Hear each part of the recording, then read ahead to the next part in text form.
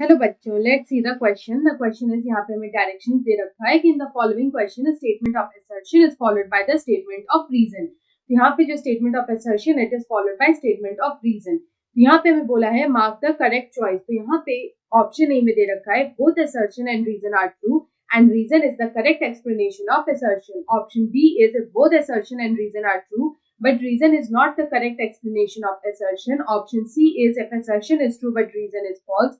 And option D is if assertion is false but reason is true.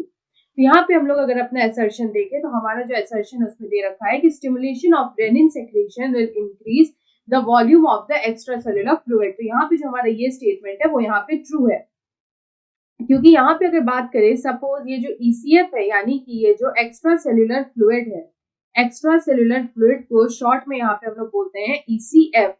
तो यहाँ पे हम लोग बात करेंगे अबाउट ECF। तो ये जो ECF है जब ये डिक्रीज हो जाता है, if this ECF this decreases, तो यहाँ पे क्या होता है कि रेनिन रिलीज होता है। यहाँ पे जो रेनिन का सेक्रीशन है वो यहाँ पे होता है, या फिर हम लोग बोल सकते हैं रेनिन का जो रिलीज है वो यहाँ पे स्टिमुलेट होता है।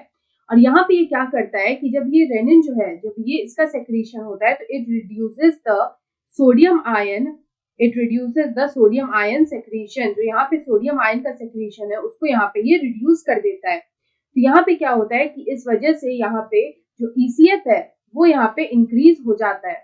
तो ECF जो है वो यहाँ पे इंक्रीज हो जाता है। तो इस तरह से हमारा जो यहाँ पे जो फर्स्ट स्टेटमेंट दे रखा है कि stimulation of renin secretion will increase the volume of extracellular fluid which is ECF, तो ये यहाँ पे ट्रू है। यहाँ पे हमें इसका रीजन क्या दे रखा है, तो रीजन में हमें दे रखा है the increase ECF occurs due to decreased active reabsorption of sodium ions. तो ये जो स्टेटमेंट है हमारा ये यहाँ पे फॉल्स है। अगर हम लोग यहाँ पे बात करें अबाउट दिस सोडियम इनटेक, तो यहाँ पे ये जो सोडियम इनटेक है या फिर हम लोग बोल सकते हैं यहाँ पे ये जो सोडियम रीअब्जॉर्प्शन है, यहाँ पे ये जो सोडियम रीअब्जॉर्प्शन है जब वो यहाँ पे इंक्रीज हो जाता है, जब वो यहाँ पे इंक्रीज हो जाता है तो क्या होता है कि यहाँ पे जो टोटल बॉडी सोडियम या फिर जो हम लोग बोल सकते हैं यहाँ पे जो एक्स्ट्रा सेल्यूलर फ्लूइड है, यहाँ पे जो एक्स्ट्रा सेल्यूलर फ्लूइड वॉल्यूम है, जो एक्स्ट्रा सेल्यूलर फ्लूइड वॉल्यूम है वो यहाँ पे इंक्रीज हो जाता है, इट इंक्रीजेस। यहाँ पे हम लोग बोल सकते हैं कि यहाँ पे जब सोडियम रीअब्जॉर्प्शन इंक्रीज होता है तब यहाँ पे ये एक्स्ट्रा सेल्यूलर फ्लूइड वॉल्यूम जो है वो यहाँ पे इंक्रीज होता है। यहाँ पे जो हमारा रीजन दे रखा है वो एक तरह से फॉल्स हो जाएगा, क्योंकि लिखा है कि the increase ECF occurs due to decreased active reabsorption of sodium ions.